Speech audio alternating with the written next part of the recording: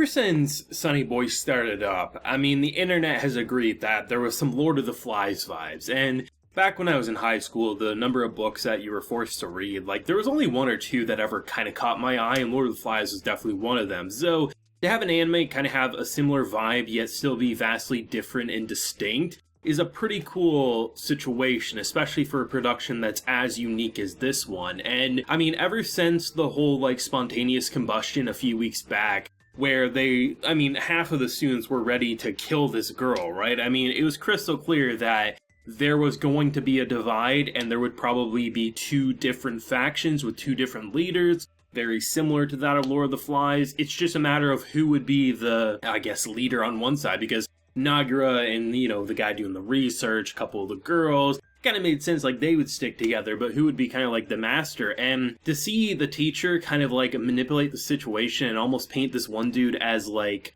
almost like Moses parting the seas, it's pretty interesting, because I'm starting to wonder if there's more than one voice whispering things into people's head, because we know Hoshi, and now even one of our main characters here saying, like, yeah, I hear God talking to me, and it's hard to say, is it God, is it the devil, is it a bit of both, is it different gods competing for entertainment, which side will win? I mean, if you've read any biblical stories, there's been plenty of stories where, like, God and the devil just kind of, like, have a conversation to see who will win. Will man stick with their faith, or will they give in to temptation, right? We could very well be seeing something similar to that. On one or two sides right now with this teacher, either A, she's an imposter of the real teacher, or B, she's drank the Kool-Aid of some demonic forces, and she is in the process of causing complete destruction. Because, if anything, Nagara is the character who can save them. This episode says that rather than teleporting between worlds, he's actually been creating worlds, meaning that even if they are actually dead, like the first episode made it seem like in their original world, he could, in theory, create an exact duplicate of their world, and they could go on to live their life. But with an uprising coming and seemingly targeting him, it feels like if they ever end up killing Nagara, or they try to force him at gunpoint to do something, they're going to be trapped there forever. So it almost feels like it's a good versus evil, and so many people have been drinking the Kool-Aid, and it feels like it's going to bite them royally in the ass. I wouldn't be shocked if only a handful of people make it out of the show alive. For a while I was thinking, maybe there'd be a death or two because there would be situations that were just unforeseen. At this point, seeing how the divide's happening, I wouldn't be shocked if a good majority of the side cast ended up biting the dust sooner rather than later, and that's really interesting. I mean, I'm totally convinced that this teacher, she probably had the absolute best attendance rate, but she had the absolute worst test scoring. The way she dresses and how her melons are almost popping out of that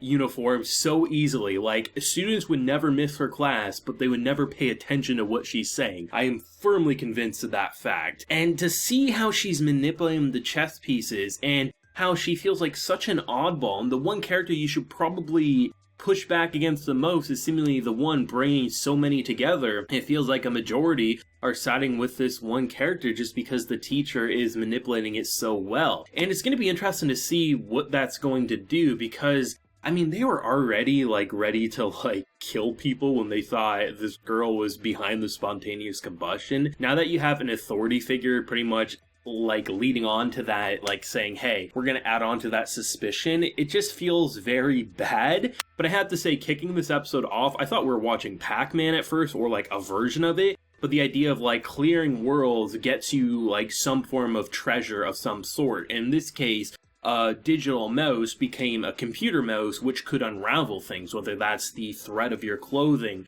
to the puzzle on a computer. And that's a pretty useful ability, especially given the fact that it's not an ability that a person has, but rather it's a gadget that you can use. And seeing the kind of wall that they've already kind of cleared, the old glasses were really interesting. It's going to be interesting because that's probably going to be a big factor of, like, even if they have less numbers than maybe the teacher's side, if they have enough gadgets, they can probably compensate for a lack of it. I was expecting them to turn against Nagara. I just wasn't expecting it this fast, because I figured he could make the argument, because I don't want to risk trapping us in a horrible world, I don't want to use my ability. But they were, from this episode, just making him test, saying, eventually you'll be able to do it. And the fact that they're blaming him because, he was like an isolated loser from their point of view in their original world, now everyone's fawning all over him. So Obviously, if you look at it from a scared teenager perspective, it's understandable why they would target him. But this boy is just literally trying to escape by the looks of it. And I mean, it'd be an interesting turn of events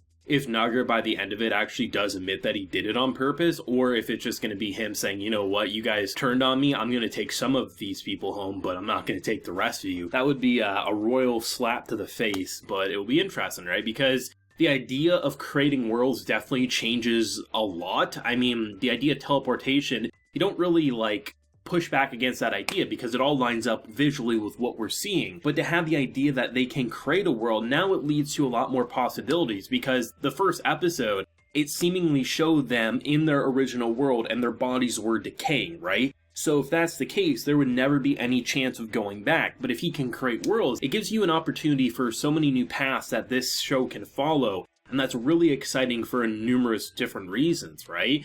And honestly, I'm excited. I think having the tension be even higher than it was when you kind of felt like this girl was about to get killed for the spontaneous combustion, the idea that the character who could literally save them or doom them is now being targeted, it honestly feels like a risky maneuver, but the teacher has something up her sleeve. But the fact that the teacher can make Hoshi look like an angel, never thought that. I thought this dude with a star under his eye, let's all be friends, would be the most creepy and disturbing character this entire time. He has the voice of some devil-like being in his head. Nope, the teacher comes in and seems way more menacing and ominous than ever before. If she turns out to be the hero, I will be completely shocked and dumbfounded. But who the hell knows, right? I'm pretty sure this was the first episode. Well, I'm not sure if I can say it's the first episode. But in general, this show doesn't have a lot of music. It's a pretty silent show with voice acting and sound effects. There's not a lot of background music, but that moment where they were going to swim under and see the guardian of the lake or whatever they called it, I really liked that beat that they dropped there. That song was actually quite fitting, and I'm glad that they're not just constantly blasting us with music, they're using it in tasteful ways when it needs to. Otherwise, I mean, this show is just a production masterpiece and visually outstanding. Easily see this show going for a darker ending. Like I said, maybe a lot of characters end up dead or trapped, but